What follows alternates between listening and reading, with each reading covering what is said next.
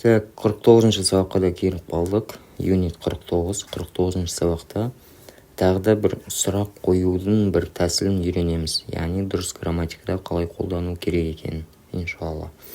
Бұл жерде дұрыстап түсініп алыңыздар бұл нәрсенің логикасын. Бұл сабақты түсіну үшін алдыңғы сабақтағы сұрақ белгілері қалай қойылатынын қарап шығу керексіздер, егер де қарамаған болсаңыздар. Мысалы, картинкеге қарайтын болсаңыз, мынандай сұрақ қояды. Do you know where Paula is? Where Paula is? Егер де бұрынғы ережені өткен болсаңыздар, мына жерде бір қызық сөйлемді кездестіріп тұрсыздар. Where Paula is? We say, біз айтамыз, егер де ешқандай тек қана осылай сұрақ қоятын болсақ, Where is Paula деп қоямыз. Paula қайда? Where is Paula? Себебі дейтін, осы is етістіктері, be етістіктері сұрақ болған кезде subject'тің алдына шығып кетеді. Paula деген сөздің алдына шығып кетеді. Is Paula деп. Ал егер де кәдімгі утверждение сондай сөйлемдерде болатын болса, онда Paula is деп кетеді. Paula is. Бірақ егер де осындай сөйлемдердің алдында, осындай сұрақтардың алдында бір қосымша сөйлем келетін болса, онда сол сұрақтағы is кәдімгі утверждениеде келгендей, кәдімгі болымсыз емес сөйлемдерде келгендей, болымды сөйлемдерде келгендей, is деген алдында өз орнында тұра береді. Мысалы қараңыздар. Do you know деген сөздер қосатын болсақ, мысалы, can you tell me деген сияқты, I don't remember деген сияқты сондай алдына бір қосымша сұрақтың алдына қосымша сөйлем қоятын болсаңыз, онда where-ден кейін сөйлем кәдімгі қарапайым сөйлем сияқты болады, сұрақ сияқты болмайды. Мысалы, do you know where Paula is? Жоғарыдағыны қараңыз. Where is Paula? Where is Paula? Мысалы, where are you from? Мысалы, where are you from? Алға шығып кетті. Сол сияқты where-ден кейін is алға шығып кету керек еді ғой. Бірақ do you know келгендіктен where Paula is деп айтамыз. Not мына астында айтады. Do you know where is Paula деп айтпаймыз міне.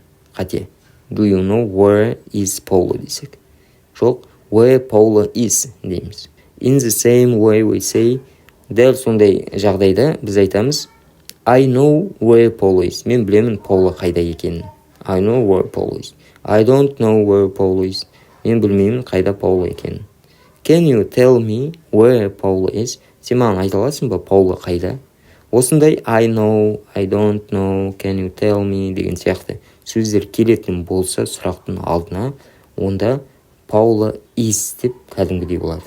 Мысалдарын қарап көрейік, түсіндірген шығармын деп ойлаймын. Өздеріңізде бай ойланып, кішкене анализ жасап, алдыңғы сабақтарды бәлкім ұмытпеген болсаңыздар, немесе ұмытып қалған болсаңыздар, қарап шықсаңыздар.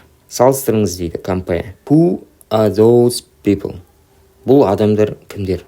Алдында бір қосымша сөйлем келген жоқ. Do you know, can you tell me деген сияқты. Онда who, содан кейін a деген биетістігі алға шығады бірінші, сосын those people. Who are those people? Бірақ егер де осындай do you know, can you tell me деген сөйлем қоятын болсақ, онда do you know who those people are? How old is Nicole? Nicole қанша жаста? Is Nicole. How old is Nicole? Бірақ егер де do you know немесе can you tell me де қосатын болсақ, онда can you tell me how old Nicole is? Сен маған айта аласың ба, Николь қай жаста? What time is it? Сағат неше? What time is it? Егер де can you tell me what time it is? болады. Is алға шығып кетеді. Яғни негізгі мынандай сөйлемдер болмаған кезде subject-тан алдына шығып кетеді, be етістігі. Бірақ егер де сондай сөйлемдер қосылатын болса, онда is деген алға шығып кетпейді. Where can I go? Мен қайда бара аламын? Can you tell me where I can go? Көрдіңіз ба? Can I go емес, I can go. Can you tell me? Сен маған айта аласың ба, мен қайда бара аламын? Where I can go. How much is this camera? Бұл камера қанша тұрады? Is, мына this cameraдан кейін алдына шығып кетті. Бірақ I know, мен білемін, how much this camera is. This cameraның алдына шыққан жоқ is. Неге? Себебі алдында I know деген сөйлем қосымша келіп тұр. I know how much this camera is. When are you going away? Сен қайда баратсың? I know when you are going away. мен білемін, сен қайда баратсың. Мына жерде you are going away. Анда are you going away? Where have they gone? Олар қайда кетті? I don't know where they have gone. Мына жерде ана жерде have they gone болған, мұнда they have gone. Яғни they have gone деп кәдімгі сұрақ емес сөйлемдегідей қолданасыз. I don't know where they have gone. What was Kate wearing? Kate не нәрсені киді? Қандай киімде болды? I don't remember. Мен есімде жоқ. What Kate was wearing. Was Kate емес, Kate was wearing. Осылай болады. Questions with do, does, did. Do, does, did деген сұрақтармен бұл мәселе қалай болады? Where. Бұл негізі алдыңғы жаңағы түсіндірген сабақтар ғой. Where does he live? Егерде осылай болатын болса, where does he live?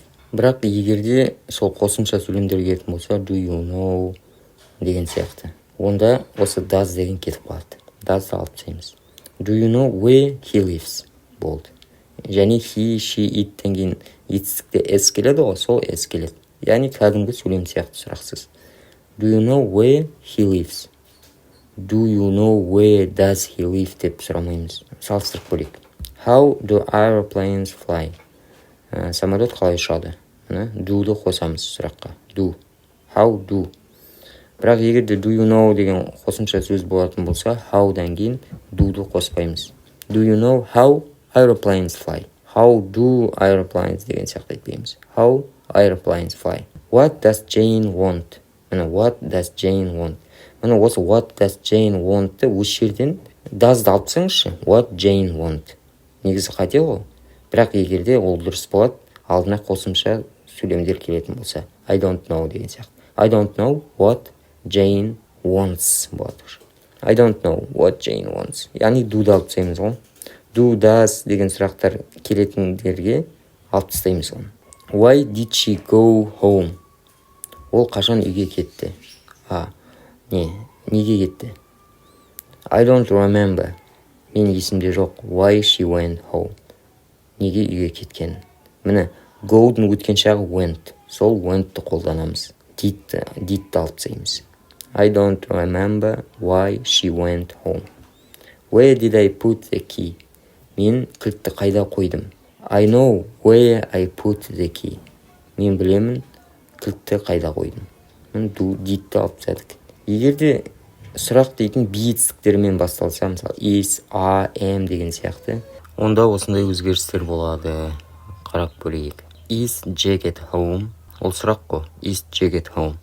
Негізі сұрақ емес сөйлемі Jack is at home. Jack үйде. Егерде сұрақ болатын болса, Jack is-ті алға шығара қоямыз. Бұны алдыңғы сабақтарда, бұл сабақтар бар, қалай сұрақ белгісіне ауыстыратын, сұраққа ауыстыратын сөйлемді. Is Jack at home? Бірақ егерде do you know деген сияқты алдында сұрақтар болатын болса, білесің бе, Jack үйде ме деген сияқты, онда осы is Jack at home деген кәдімгі сөйлемі Jack is at home дедік қой, сол кәдімгі сөйлеммен қалып қояды. Jack is at home. Тек соның алдына if немесе was деген қойылады. Мені қараңыз. Do you know if Jack is at home? Сен білесің бе, Jack үйде ме? Do you know if Jack is at home? Have they got a car? Оларда машина бар ма? Кәдімгі сөйлемі they have got a car. Оларда машина бар. Сол сияқты болады. Қараңыз. Do you know if they have got a car? If they've got a car. Сен білесің бе, ода машина бар ма? Can Brian swim? Can Brian swim? Brian суға түсу біледі ме, жүзу біледі ме? I don't know if Brian can swim. Мен білмеймін, Brian суға түседі ме? Сол Brian can swim. Егерде тек осы сөйлемді қарайтын болсақ, тек қараңыз. Jack is at home. They have got a car. Brian can swim. They live near here. Anybody saw you? Барлығы кәдімгі сөйлем. Сұрақ емес сөйлемде тұр. Бірақ осындай ереже келеді. Алдында сол do you know, I don't know дегесін if, whether мен солай жеткілікті болып қалады. Мысалы, do they live near here? Олар осы жерге жақын тұрады ма? I don't know whether they live near here. Сөйтіп болады. Did anybody see you? Біреу сені көрді ме? I don't know if anybody saw you. Немесе I don't know whether anybody saw you. осылай болып келеді. Дұрыстап, енді кішкене ереже көп болып кетті бір сабақта, бірақ дұрыстап ойланып қарасаңыздар, анализ жасаңыздар, неге осылай, неге өзгеріп кетті, өзгеріп кеткен себебі не болды, солардың бір отырып анализ жасау керек. Содан кейін кейбір өздеріңіздің сөздеріңізді қосып, соны салыстырып айтып көріңіздер. You can use if or whether in these sentences.